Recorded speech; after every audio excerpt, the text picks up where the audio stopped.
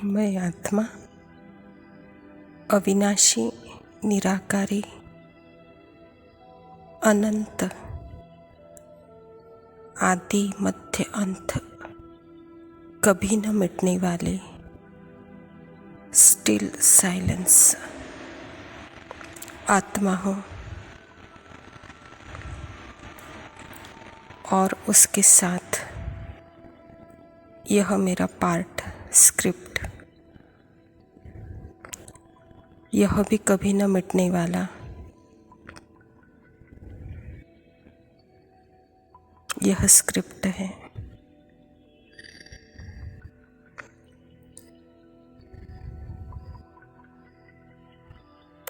देखे मन के टीवी पर इसको, अपने से थोड़ा दूर रखे और देखे मन की स्क्रीन पर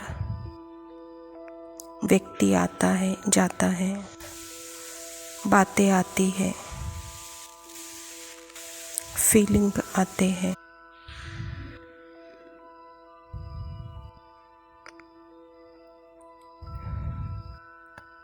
अभी एक संकल्प आया, फिर थोड़ी देर के बाद दूसरा संकल्प। एक संकल्प का दूसरे संकल्प से कोई मेल नहीं, कोई संबंध नहीं। तो मन के टीवी पर जो कुछ भी चल रहा है,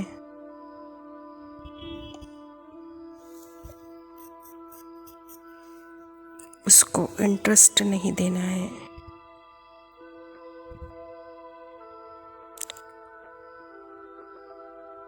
जो आने जाने वाले संकल्प है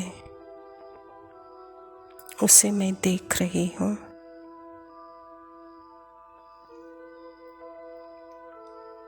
लेकिन मैं कौन हूँ? मैं स्टिल साइलेंस आत्मा।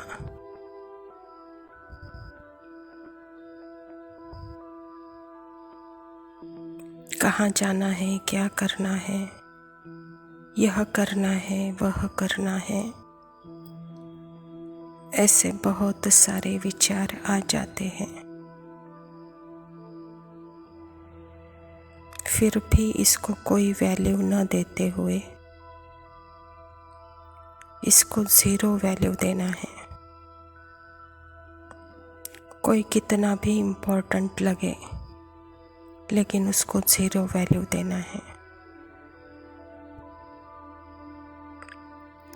मन के टीवी से बाहर अपने आप को साइलेंस, यही मेरी रियल आवाज है। मन जो कुछ भी कर रहा है वह अभी के लिए सत्य होगा,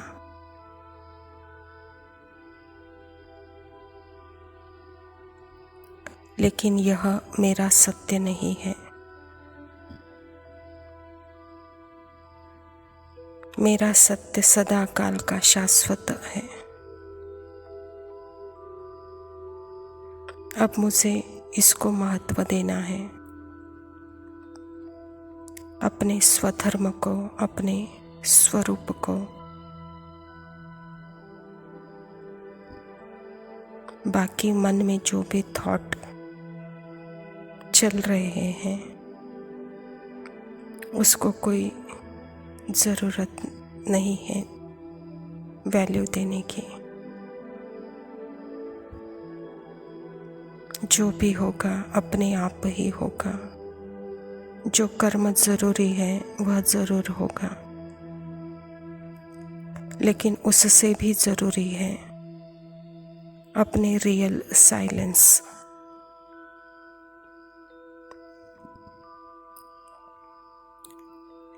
स्टिल साइलेंस पर अटेंशन देना, यही योग है।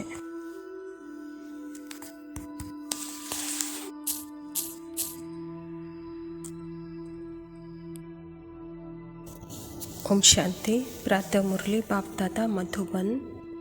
मीठे बच्चे, अपने ऊपर पूरी नज़र रखो, कोई भी बेकायदे चलन नहीं चलना, श्रीमत का उल्लंघन करने से गिर जाएंगे। स्वयं परमपिता परमात्मा शिव बाबा प्रजापिता ब्रह्मा के तन में आकर के यह ईश्वरीय विश्वविद्यालय की स्थापना की है। परमात्मा हम बच्चों को सदा कहते हैं कि आत्मा को देखो। आत्मा को मन की आंखों से देखा नहीं जा सकता, क्योंकि उसकी इमेजिनेशन बनाने की आदत है।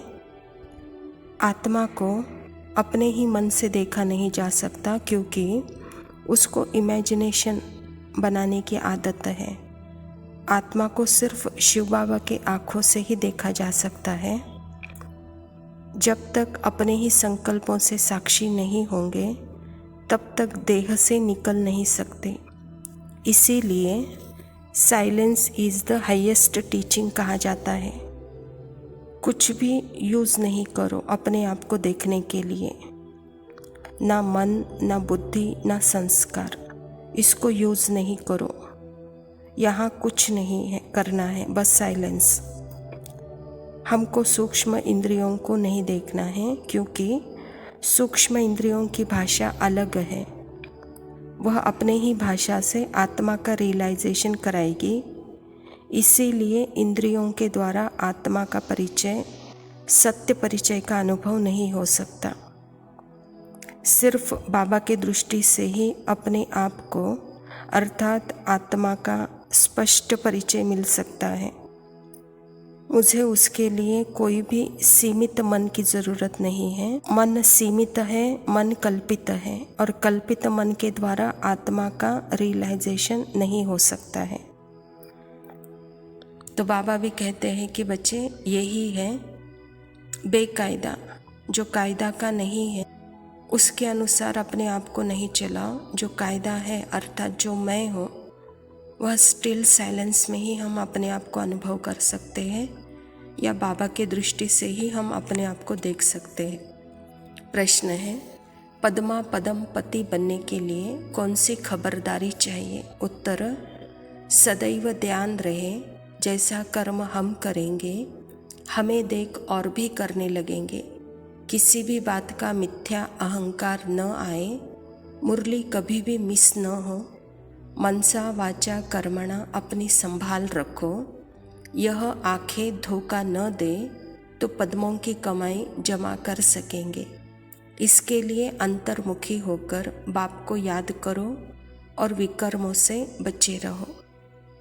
बाबा कहता, बच्चे पद्मा पदम भाग्यशाली बनना है तो बस अपनी के ऊपर चेकिंग रहो और अटेंशन रखो, कहता बाबा। सूक्ष्म प्रकृति का रिकॉर्डिंग भी मन में है, वह है कुदरत। उसको हम नेचर कह सकते हैं, क्योंकि आत्मा में 84 जन्मों का पार्ट रिकॉर्ड है। यह कुदरत, इसको नेचर कह सकते हैं। पूरा रिकॉर्डिंग है स्थूल का, सूक्ष्म का, और यह स्थूल सूक्ष्म पर ही हमारा ज़्यादा अटेंशन है। थॉट, फीलिंग, इमोशन, संवेदना, यह सब रिकॉर्डिंग है।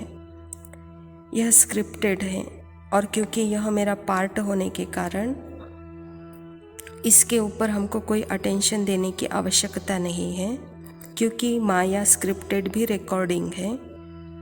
मन की भाषा, संकल्प की भाषा, फीलिंग की भाषा, इमोशन की भाषा, यह भी स्क्रिप्टेड है, रिकॉर्डिंग है। लेकिन आत्मा की भाषा है साइलेंस की।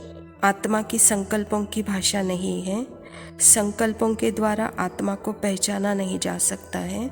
संकल्पों से भी ऊपर बाबा कहता, अंतर्मुखी होकर के अपने स्टिल साइलेंस में हम अपने आप को ही साक्षी अनुभव कर सकते हैं।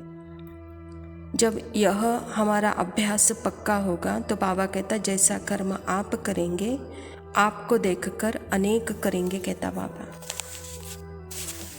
धारणा के लिए मुख्य सार है। पहला पॉइंट है, बाप की आज्ञा अनुसार हर कार्य करना है। कभी भी श्रीमत का उल्लंघन न हो, तभी सर्व मनोकामनाएं बिना मांगे पूरी होगी। ध्यान दीदार की इच्छा नहीं रहेगी। इच्छा मात्रम अविद्या बनना है। यह पार्ट का जो स्क्रिप्टेड रिकॉर्डिंग है, तो इसमें भी सीमित इच्छाएं, वह सीमित इच्छाएं भी जैसे रिकॉर्ड ही है, लेकिन आत्मा है इच्छा मात्रम अविद्या। आत्मा अविनाशी, निराकार, अनंत शक्तियों की मालिक होने के कारण उसे कोई इच्छा नहीं है कुछ पाने की, क्योंकि वह भरपूर है, और जहाँ भरपूरता है वहाँ संपन्नता है, संतुष्टता है। दूसरा पॉइंट है, आपस में मिलकर झरमोई झगमोई एक दूसरे का परचिंतन नहीं करना है। अंतर्मुखी हो अपनी जांच करनी है कि हम बाबा की याद में कितना समय रहते हैं। ज्ञान का मंथन अंदर चलता है। यह विघ्न कोई बाहर से नहीं आते हैं, विघ्न कोई और नहीं है, यह मेरी ही आदत, उन आदतों को अपनी पहचान बना के बैठे हैं। परचिंतन कोई और नहीं, यह मन की आदत है, उससे अपनी पहचान बनाने की। वह क्या है? जो भी पार्ट का स्क्रिप्ट है उसका ही चिंतन, जैसे कि विघ्न है, यही झरमोई झगमोई है। किसी दूसरे का पार्ट देखना यह बहुत बड़ी बात है, लेकिन यहाँ मन खुद का ही पार्ट, खुद के ही पार्ट के स्क्रिप्ट की पहचान बना के रखा है, तो यही है परचिंतन। तो बाबा कहता है इस परचिंतन से मुक्त हो जाओ। आत्मा संकल्पों के द्वारा देखा नहीं जा सकता, संकल्पातीत है, निरसंकल्प है, संकल्पों से परे है। तो उस परे से ऊपर के स्थिति में आकर अपने रियल साइलेंस के रूप में जब अपने आप को देखेंगे तो वहाँ सत्य ही दिखाई देगा। और आत्मा सदा भरपूर होने के कारण वह जैसे कि बीज है, जैसे बीज से झाड़ निकलता है, तो ज्ञान भी क्या है? बीज है। निराकारी निर्विकारी स्थिति के बीज में जब हम स्थित हो जाते हैं तो संपूर्ण अपने ही पार्ट का, अपने ही स्क्रिप्ट का, तीनों कालों का, तीनों लोकों का स्पष्ट ज्ञान हमारे सामने होता है। वरदान है, हर आत्मा के संबंध संपर्क में आते सबको ज्ञान देने वाले महादानी वरदानी भव। बाबा कहता सारे दिन में जो भी संबंध संपर्क में आए उसे कोई ना कोई शक्ति का, ज्ञान का, गुण का दान दो। आपके पास ज्ञान का भी खजाना है तो शक्तियों का और गुणों का भी खजाना है। तो कोई भी दिन बिना दान किए हुए खाली न जाए, तब कहेंगे महादानी। दान शब्द का रूहानी अर्थ है सहयोग देना। तो अपनी श्रेष्ठ स्थिति के वायुमंडल द्वारा और अपने वृत्ति के वाइब्रेशन द्वारा हर आत्मा को सहयोग दो, तब कहेंगे वरदानी। बाबा कहता स्थूल में जो भी कर्म में हम आते हैं वहाँ संबंध संपर्क में अनेक आत्माएं आती हैं।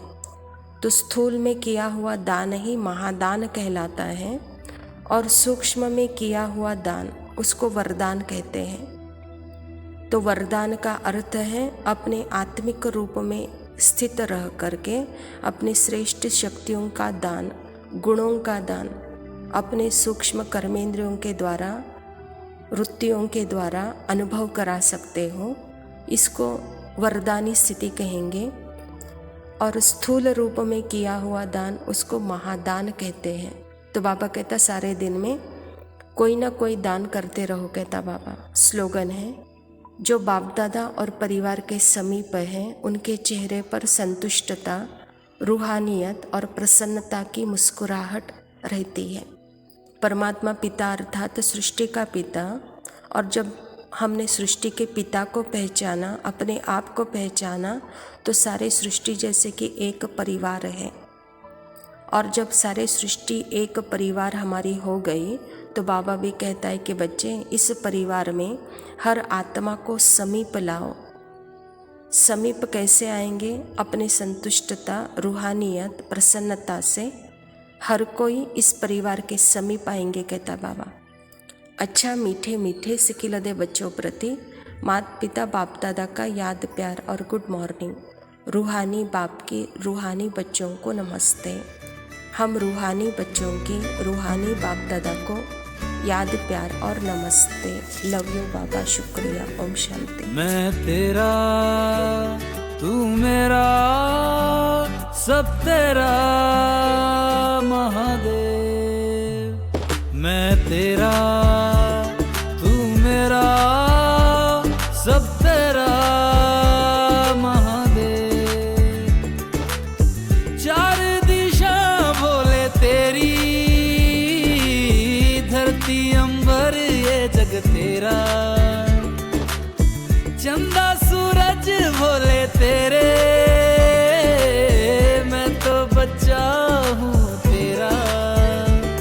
मैं तेरा तू मेरा सब तेरा महादेव। मैं तेरा तू मेरा सब तेरा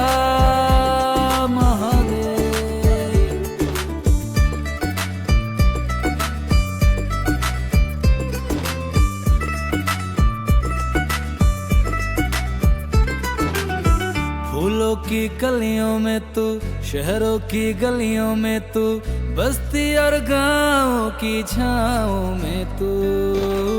ऊंचे पर्वत में भी तू, लंबी नदियों में भी तू, सागर की गहराई से गहरा बोले तू। तेरे जैसा ना कोई देखा यहाँ, सब देखा तू नहीं। मैं तेरा तू मेरा सब तेरा महादेव। मैं तेरा तू मेरा सब तेरा महादेव। भोले तेरी ये माया,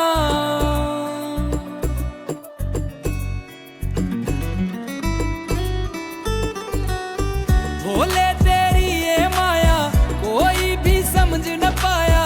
मुनियों ने तुमको जाना, मुनियों ने है पहचाना। बरसों से तुम्हें ढूंढता आया मैं तेरा दीवाना। कैसे तुम दोगे दर्शन, मुझको ये बात बताना।